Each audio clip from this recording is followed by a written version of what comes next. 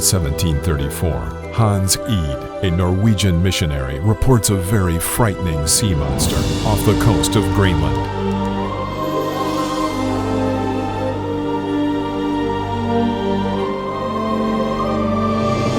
In 1918, a German submarine, UB-85, is reportedly sunk by an unfriendly sea monster in the Irish Sea.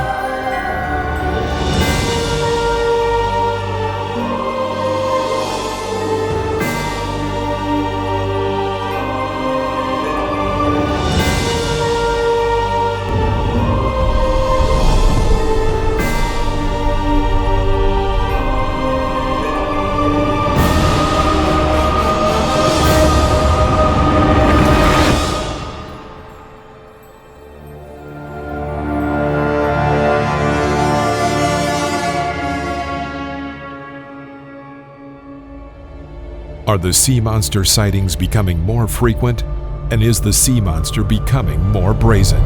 Determined to solve this mystery once and for all, 4 young men launch a scientific expedition. Studying the monster's movements reveals a pattern, predicting its next likely appearance, Haggerstone Island. It is certainly consistent with this picture found on the internet, which places the monster next to what could be Cape York, which, incredibly, is where Haggerstone Island is.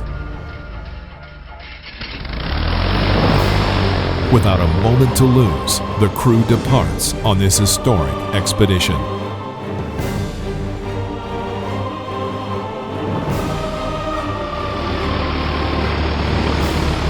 Does anyone know what this is? It has a camera lens. Is it the new iPhone?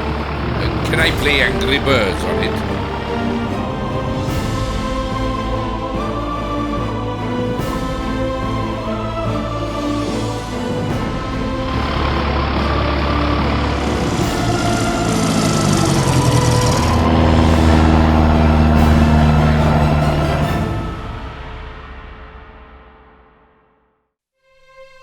As predicted, the sea monster is nowhere to be seen when the expedition approaches the island. They had theorized it would remain hidden so as not to be easily discovered.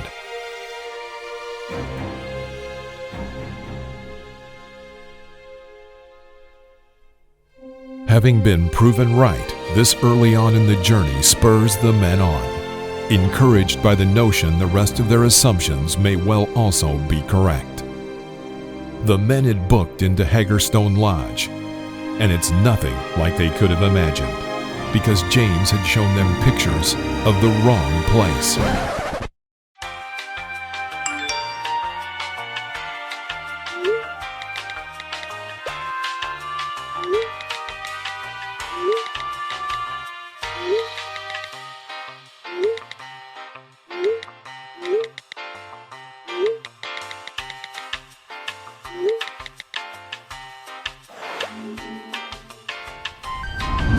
You said they had porkies here, James. I can't see any porkies.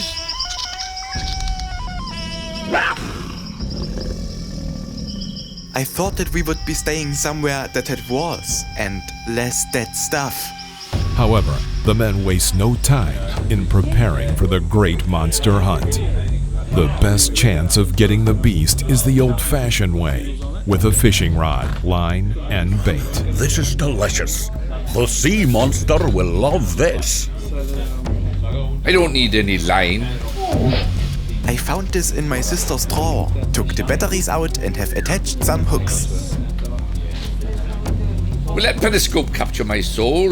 Oh, did you hear that fly? What's this?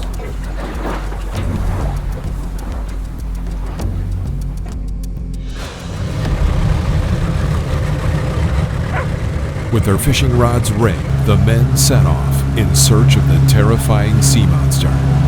Should we pick these guys up? Looks like they've been drifting for months. Nah, don't worry, mate. They'll be alright. Looks like bloody slackers to me. Should we untie the dog? I don't think the sea monster's going for it. Yeah, let's try something else. Hey, have a rat.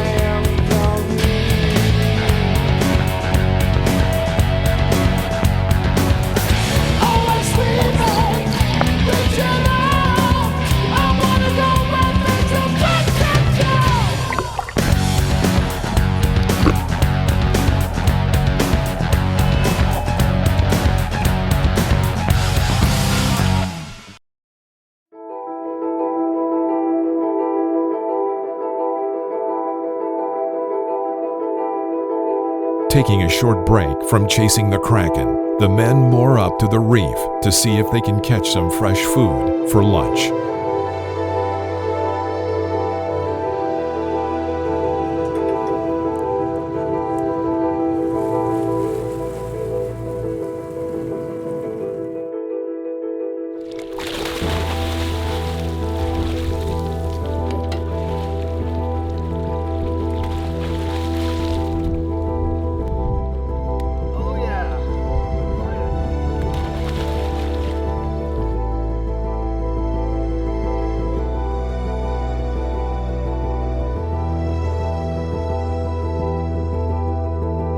Look, I got some yabbies. I used to catch these in the Murray River when I was a kid. These are a bit bigger.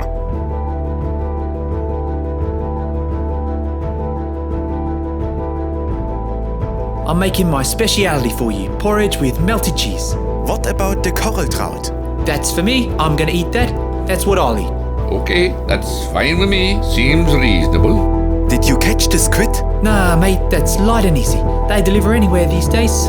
You shouldn't eat any more, but here you go. You only live once, eh? Ah, Michael, you pig!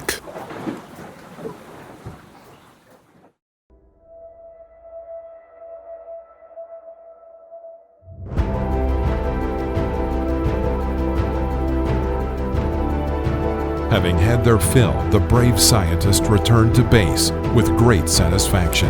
As expected, the sea monster has eluded their efforts again. Confirming their theory, the Leviathan is doing its best to evade detection and capture. After all, why would it not? As evening sets in, the adventurers return to their huts to unwind. Little do they know, however, what the sea monster has in store for them the very next day.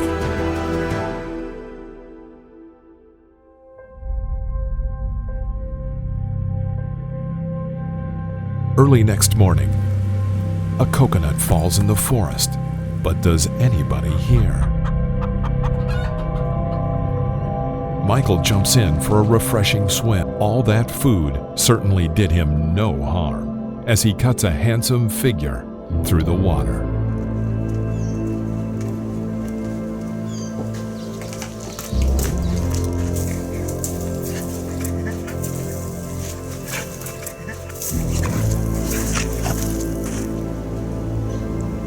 Two of the men squeeze in some fishing before stage 2 of the sea monster hunt.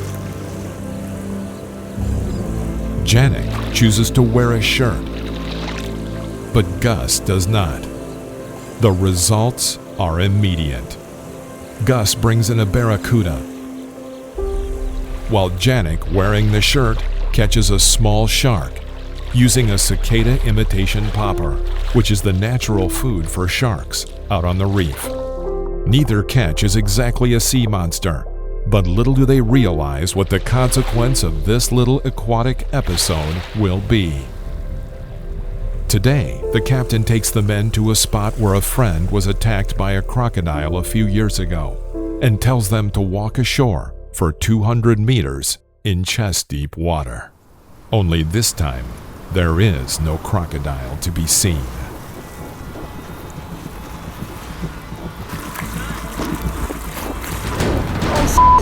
Something's coming towards you, no joke. Okay, get ready, guys. Use your fishing rod. Let's go and help him out, mate. There's a shark, and it's big. Alright, so it looks like a tiger shark.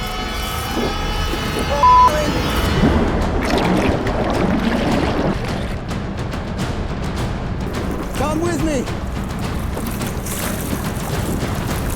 It's a tiger shark, everyone.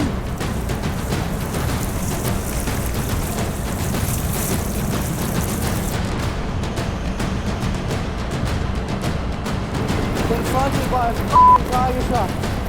That's a veneno. That's a veneno.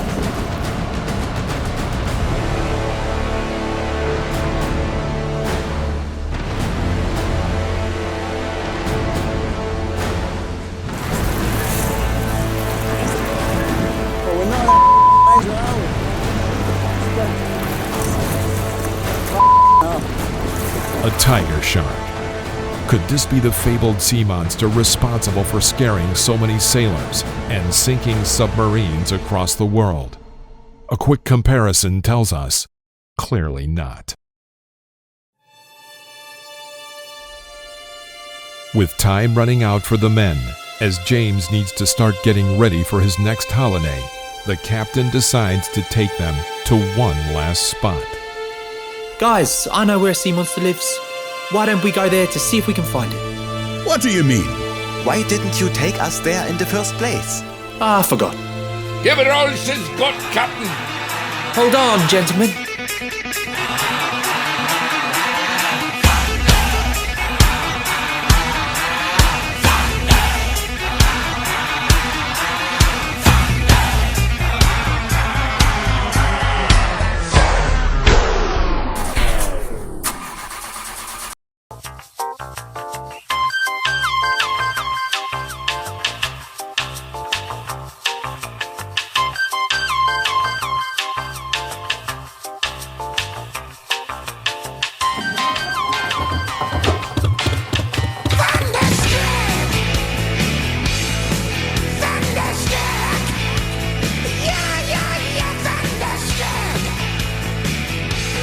There is no doubt in the men's minds that this is the sea monster responsible for terrorizing seamen across the oceans since time immemorial. The Queensland Grouper.